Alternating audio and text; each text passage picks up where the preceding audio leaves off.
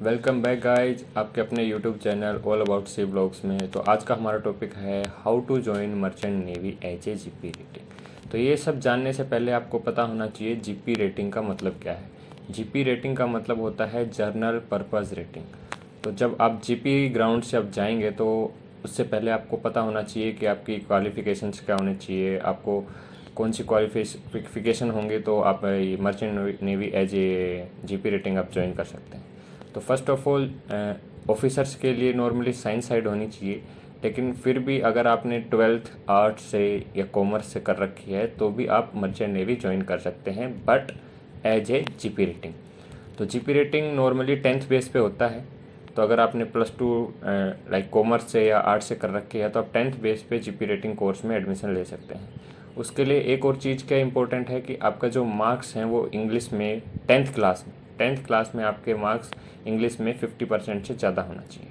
दूसरी चीज़ एक और, ये जो कोर्सेज होते हैं ये प्राइवेट कॉलेज से किए जाते हैं। ऐसा कोई गवर्नमेंट वो नहीं है कि आप लाइक मैंने बताया लास्ट वीडियोज़ में, ये गवर्नमेंट जॉब नहीं है।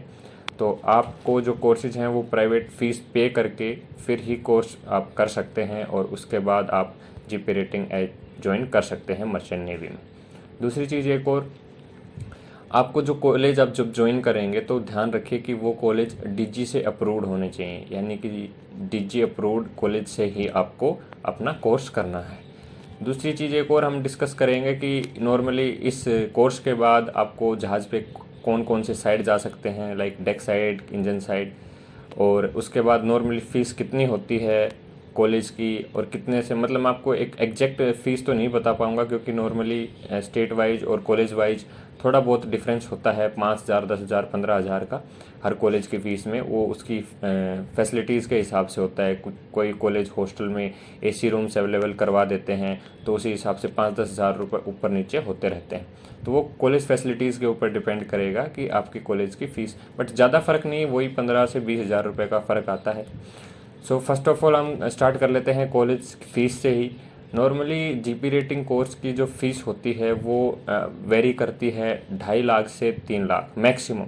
अगर आपको कोई बोलता है कि आप मेरे को 4 लाख दे दीजिए, 5 लाख दे दीजिए जीपी रेटिंग का, तो मतलब आपके साथ स्कैम हो रहा है।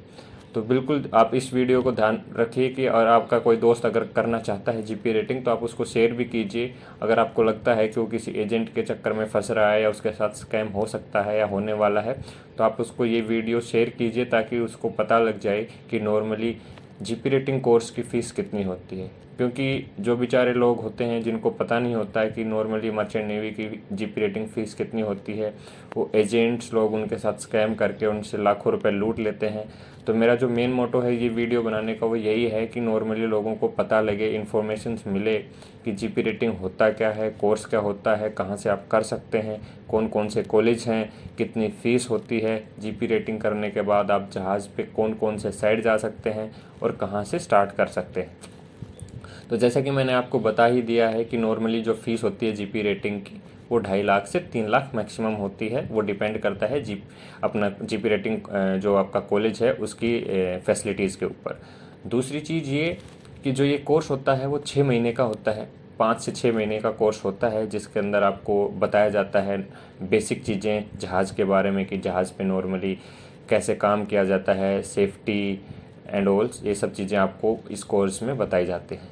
तो मैंने आपको जैसे बता ही दिया जीपी रेटिंग कोर्स होता है। जीपी रेटिंग कोर्स के बाद आप जब कोर्स करने के बाद 6 महीने के बाद जब आपको सर्टिफिकेट मिल जाएगा, आपको सीडीसी मिल जाएगी और सब आपके कोर्सेज मिल जाएंगे, तो उसके बाद जब आप अप्लाई करेंगे तो आपके पास 2 ऑप्शन होते हैं।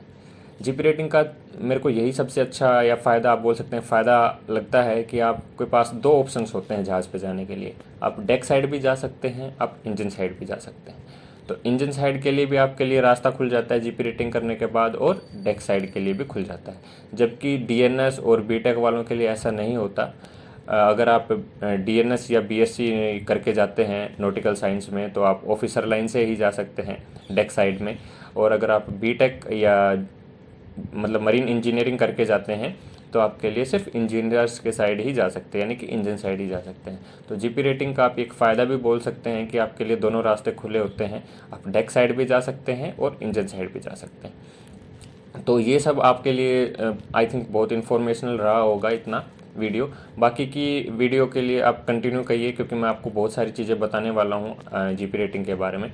दूसरी चीज़ ये कि जीपी रेटिंग आप कोर्स करने के बाद आपको मैंने जैसे बताया कि आप इंजन साइड से भी अप्लाई कर सकते हैं और डेक साइड से भी अप्लाई कर सकते हैं।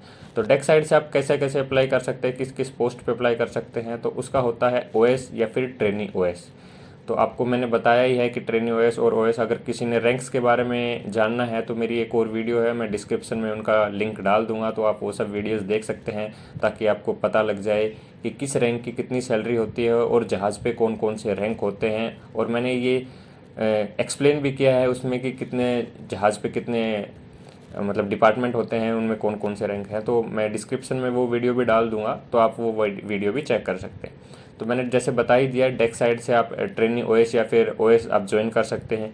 उसके बाद इंजन साइड से आप ट्रेनी वाइपर और वाइपर ज्वाइन कर सकते हैं। उसके बाद आप फिटर भी जा सकते हैं। तो ये ऑप्शंस होते हैं आपको जीपी रेटिंग के बाद इंजन साइड और अपना डेक साइड जाने के लिए।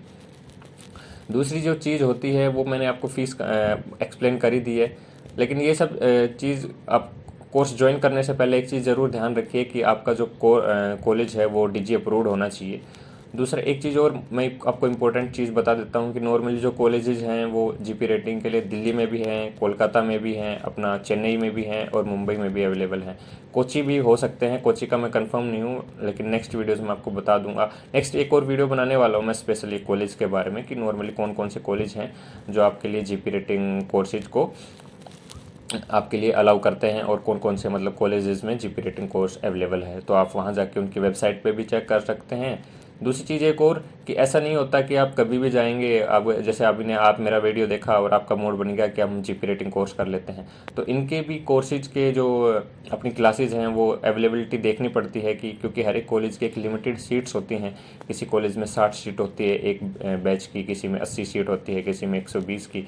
तो अगर आपने जैसे कि कोई कॉलेज चूज़ कर लिया, आपने सोचा कि मैं इस कॉलेज से कर लेता हूँ, ये मेरे एरिया के नियर बाई भी है, तो मैं कंफर्टेबल रहूँगा आने जाने में भी, और मेरे लिए लाभदायक रहेगा इस कॉलेज में जाना।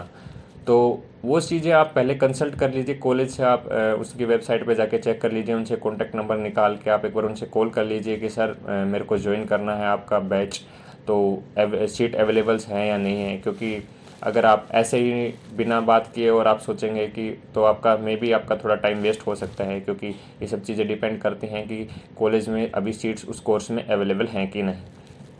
तो आज के लिए इतना ही था। अब नेक्स्ट वीडियोस में मैंने जैसे कि बताया, अगर आप लोग चाहते हैं कि मैं एक अलग से वीडियो बना दूँ ये कॉलेजेस के बारे में, कि कौन कौन से कॉलेज हैं जो अपना डीजी अप्रूव्ड हैं और ये जीपी रेटिंग कोर्स को अवेलेबल करवाते हैं, तो आप मेरे को कमेंट करके बता दीजिए, या फिर मैं डिस्क्रिप्शन में अपना इंस्टाग्राम भी डालता हूं, तो आप मेरे को इंस्टाग्राम पे फॉलो कर लीजिए और वहां भी बता दीजिए मेरे को, या आप मेरे को मैसेज कर दीजिए कि भैया मेरे को इस चीज़ के बारे में एक प्रॉपर वीडियो बना के बता दीजिए, आप मेरे को कॉलेज के बारे में बता दीजिए।